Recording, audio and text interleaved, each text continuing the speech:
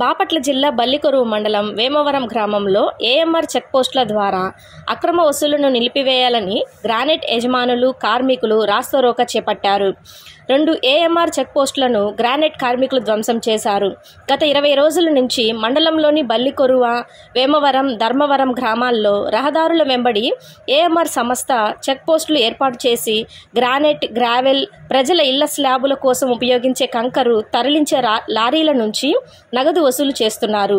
Mining department నుంచి mining బిల్లులు ఉన్నప్పటికీ మాకు కప్పం కట్టవలసిందే అంటూ ఏఎంఆర్ ప్రతినిధులు బెదిరింపులకు పాల్పడుతున్నట్లు స్థానికంగా గ్రానైట్ ఫ్యాక్టరీ యజమానులు ఆరోపిస్తున్నారు. దీంతో ఆర్థిక ఇబ్బందులు ఎదుర్కోవాల్సి వస్తుందని వారు మండిపడుతున్నారు. ఏఎంఆర్ యాజమాన్యంతో మాట్లాడేందుకు వెళ్లిన గ్రానైట్ అసోసియేషన్ సభ్యులపై అసభ్య పదజాలంతో దురుసుగా ప్రవర్తించడంతో కొంత ఉద్రిక్తత నెలకొంది.